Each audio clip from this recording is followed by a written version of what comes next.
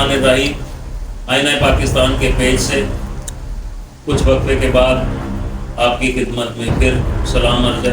اللہ تعالیٰ آپ کو دین و دنیا کی بھلائیاں نصیب کرے اور پاکستان کو دن دگنی رات چگنی ترقی نصیب کرے۔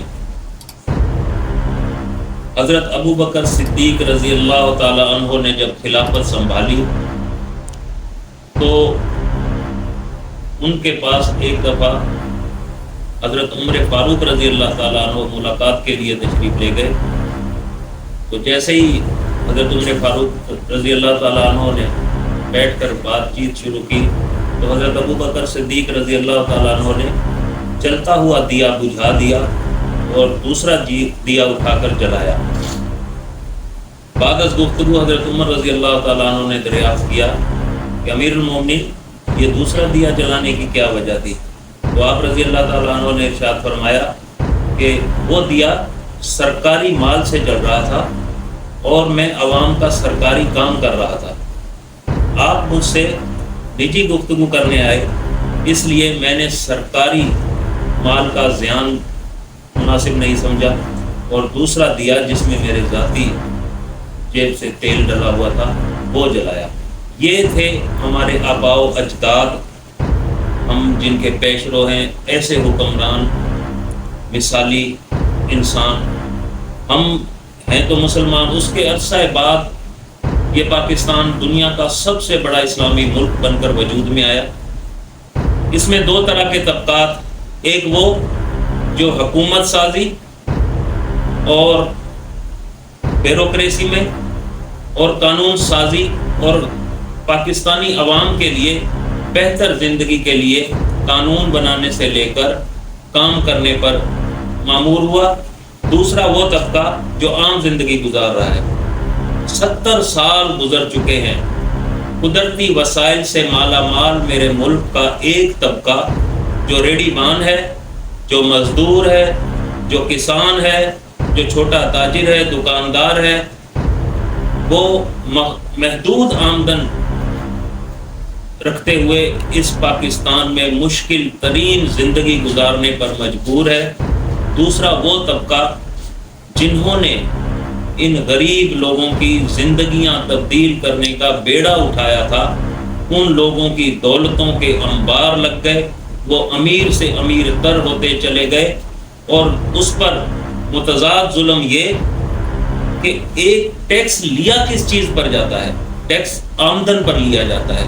ایک غریب مزدور جس کی حلال کی آمدن سے اس کا چولہا نہیں جل سکتا، دیگر ضروریات تو ایک طرف، اس غریب سے رات دن اس کا خون نچوڑ کر ٹیکس لیا جا رہا ہے، اور جو طبقہ ٹیکس وصول کر رہا ہے اس کے لیے ہر قسم کا ٹیکس معاف ہے۔ یہ دوہرا نظام، ظالمانہ نظام میرے ملک کو بھی برباد کر چکا ہے اور میری عوام، میرے بھائیوں کو، پاکستانیوں کو بھی برباد کر چکا ہے۔ اس وقت جاگنے کا وقت ہے۔ میرے ملک کی عوام کب سوچے گی، کب اندھے گونگے بہرے ذہنوں کے ساتھ ہم یہ غلامی والی اور اندھیری زندگی گزاریں گے؟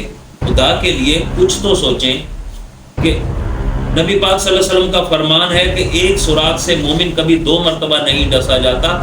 ہماری عوام 70 سال سے مسلسل ڈسی جا رہی ہے، لیکن شاید اس زہر نے ان کے اذہان کو بھی مفلوج کر دیا ہے، ان کی روحیں مردہ کر دی ہیں، ان کے قلوب بیکار کر دیے ہیں، جو کوئی یہ نہیں سوچتا کہ ٹیکس امیروں کو سے لیا جاتا ہے، غریبوں پر ٹیکس کی چھوٹ دی جاتی ہے۔ یہاں غریبوں کا خون نچوڑ کر امیروں کی تجوریاں بھری جا رہی ہیں، اور ہمارے ملک میں کوئی بات کرنے والا نہیں ہے، کوئی سوچنے والا نہیں ہے، کوئی عوام کو جگانے والا نہیں ہے۔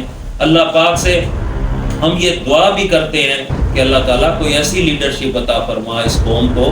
یہ ملک آپ کے دیے ہوئے خزانوں سے بھرپور ہے، مالا مال ہے۔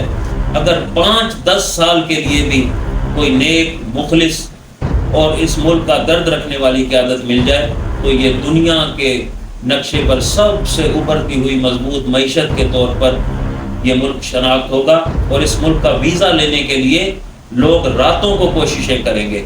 لیکن کھا گئے میرے ملک کو حکمران طبقہ، اربوں خربوں پتی ہونے کے باوجود ٹیکس دینے کے لیے وہ تیار نہیں ہے، اپنی گاڑیوں میں پیٹرول ڈلوانے کے لیے وہ تیار نہیں ہے، اپنے محلات کا بجلی کا بل ادا کرنے کے لیے وہ تیار نہیں ہے، اپنی اولادوں کے لیے بیماریوں کا بل ادا کرنے کے لیے وہ تیار نہیں ہے۔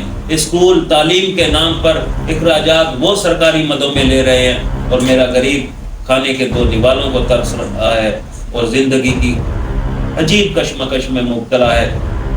اب پھر الیکشن کا ڈرامہ رچایا جا رہا ہے، اب پھر نگران حکومت کا شوشہ چھوڑا جا رہا ہے۔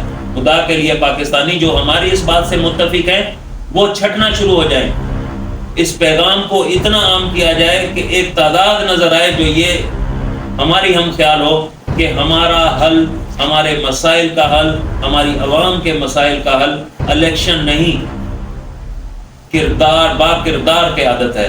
جب تک ان سب کا ظالمانہ احتساب نہ ہو، ان سے لوٹی ہوئی دولتیں نہ نکالی جائیں، اور پھر مخلص اور سچی قیادت ابھر کے سامنے آئے جو غریب کا درد رکھتی ہو، جو احساس رکھتی ہو۔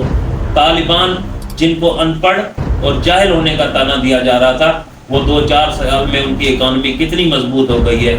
یہاں عرصے دراز کے تجربہ کار ظالم لوگ اپنے مسلسل تجربے کا شکار ہم غریبوں کو کر رہے ہیں۔ اللہ تعالیٰ سب کو صحیح سمجھنے، صحیح سوچنے اور صحیح عمل کرنے کی توفیق نصیب فرمائے۔ نہیں خوف کوئی بھی دشمن کا ہم کو، نہیں